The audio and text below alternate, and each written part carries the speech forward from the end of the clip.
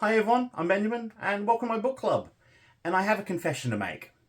I'm a horror book reader, but I haven't read that much Stephen King. I've always been a contrarian, and when people tell me to do stuff, I push away and try and do the opposite. So whenever people suggest books to me when they learn I read horror, all they say is Stephen King. Whenever you go into a bookstore around here and I ask for the horror section, they just have Stephen King. So I've been avoiding him a bit because I'm a contrarian and I'm an idiot. But I finally got around to reading Pet Sematary just now, and oh my god, it's so good and it's so scary. I'll start off with the question everyone asks about horror books, is it scary? And while Stephen King himself says this is his scariest book, I think of the Stephen King books I've read, I have to agree that it's not jump scare, movie sort of scary, but it is this sense of dread. You know where the story's going, and King is so masterful at writing the atmosphere that just drips with this tension. And as I've said for a few of my favourite books recently, the tension and dread I felt in my stomach physically, and it made me nauseous at times with worry. And as we reach towards the conclusion of the book, I put it down a few times, and I almost didn't want to pick it up because I just knew what was going to happen. So yeah, I'd say it's plenty scary. Stephen King is perhaps the master, I think, of writing characters that just feel believable and real. He writes this sort of small town, close-knit family group so well, and he reprises a lot of characters throughout his career. Not in name, but in theme. But he's so good at it, and they feel so real. The characters in this book are Lewis, Judd, Ellie, Rachel, Gage. They just feel like living, breathing people.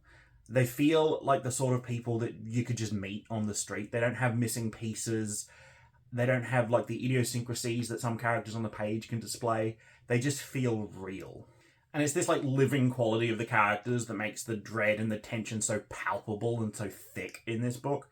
For like the first half of the book, I'd almost forgot what sort of book I was reading. I was just really engrossed in this sort of family drama story about a doctor. He's moved his family to a new town so that he can take a new job at a university where he's going to be running the infirmary. And I was just engrossed in their, struggles of moving into a new town, kind of out in the sticks, a new house, meeting the neighbours across the road and befriending them, the troubles at a new job and preparing for the stresses of that, and the trouble of having two young children and how hard that can be, and then bam! I remembered it's a Stephen King book, and he reminded me that terrible things are going to happen to these characters that he's just spent 200 pages making me love, and it just knocked me flat. The book really deals with the themes of grief and loss and family, and it's in a way that truly brings like a tear to my eye. It feels so real. Stephen King's depiction of grief and loss is so accurate and true to life that it can only be written from a place, I think, of truth. He's clearly felt this grief and loss before, and he's putting it down on the page here. And it broke my heart at times, and it made me realize just how ill-prepared for these sort of things many of us, myself included, ever are. And that, maybe the sort of drastic actions that characters in this sort of book take in response to these things, they're not so far-fetched. In some other less well-written books, characters will do drastic things after a tragic moment, and you'll think, oh, well, that's a bit silly. You should know better. But in this book, it's written so well, and we're in the head of the characters so well, that when they start taking actions that are questionable, I'm along with them there. I'm like, yes, absolutely, do that. Let's see, it might work out. Let's figure this out. Because it's so real and heartbreaking, I also want, the good outcome that seems so unlikely. I'm right there with the characters as they do their mental gymnastics. It'll work out for me this time. It might not have before, but for me it'll work out because this time I need it to work out.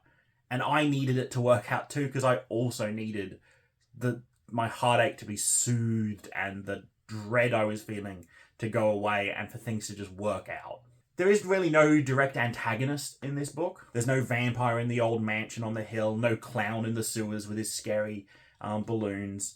But there is some sort of evil presence and power at the heart of the book that's ancient, unknowable, like beyond explanation, that is so scary. And it's not even really a character in the book, but just this presence and this thought and this feeling is one of the scariest, antagonists that I've read in a book. I don't really have many complaints about Pet Sematary. I really enjoyed my time with it. Maybe just a couple of points, though, now that it's over. The ending... Stephen King catches a lot of slack for the endings that he writes, I think, and I think that's unfair. I've yet to come across an ending in a Stephen King book I've read that I thought was, bad. This ending is perfectly fine. It's really good. It's just very predictable. I wasn't shocked or surprised by anything. There wasn't any twists or turns that I didn't see, flag posted a mile away. Which is both a good and a bad thing. It's a bad thing because, surprises and shocks are fun and enjoyable and they're memorable. But it's a good thing too because it's signposted so far away, you know what's going to happen. And that's kind of where this stress and tension and dread in the pages come from. Because, you're hoping for this twist. You're hoping for some shock. For it to turn out any way other than the way you know it's going to happen. And that's interesting. But still, some freshness or shocks or surprise at the end would probably have been enjoyable. And made the ending a bit more memorable. And maybe a bit like some other Stephen King books, there's a bit of waffling in the middle. I'm not sure it needed to be as long as it was. It's not a particularly long book, but things do drag out for a while, and it kind of feels like Stephen King sometimes forgets the plot that he's going for and just kind of goes off on tangents occasionally. And it does build the realism of the characters, which I touted so highly. But also it does kind of drag a little bit, and at times breaks the flow of the story. And finally, I know it's an intentional bit, but there's some animal abuse sort of stuff that goes on in here, and I felt so gross and sad about it. It's nothing huge, but Little Church the cat gets so mistreated, and it made me so sad, and it made me go hug my dog and pet my bird, and yeah, it just made me sad. Overall, though, I loved this book. I'm not sure if I like it more than my current favourite Stephen King book, which is Salem's Lot. I really need to spend some time to get away from the recency bias of this. I might need to reread Salem's Lot and kind of revisit them both. But as for a rating, I'm giving Pet Sematary a 9 out of 10. It's really good. If you like horror books and you haven't read it like me, don't be a fool like me. Go read some more Stephen King. I'm going to keep reading Stephen King. Read Pet Sematary. It's fantastic. Hey everyone, Future Ben here. I forgot to mention in the review about Pet Sematary that it is a bingo book, so bring up the bingo board. I specifically got to this book because it was on my bingo list, and I forgot to record it while I was recording the rest of the video, so I caught it while I was editing. Anyway, for this one I'm going with the Small Town Square. Ludlow, Maine in the book is a very small town with, I believe, less than 500 residents, and it exists in the real world. It lives in the real world, so it also counts for hard mode. So, yeah, Pet Sematary, Small Town Square, hard mode, fantastic. I'd love to hear in the comments below what your favourite Stephen King book is. For me, it's Salem's Lot, I think, but we'll see in some time whether Pet Sematary takes it over. If you want to check out any of my other horror reviews, the playlist should be right up here. And if you could leave a like if you enjoyed the video, that'd be fantastic. And if you want to get notified when my next video goes up, then make sure to hit the subscribe and the notification button. But most of all, remember to keep reading.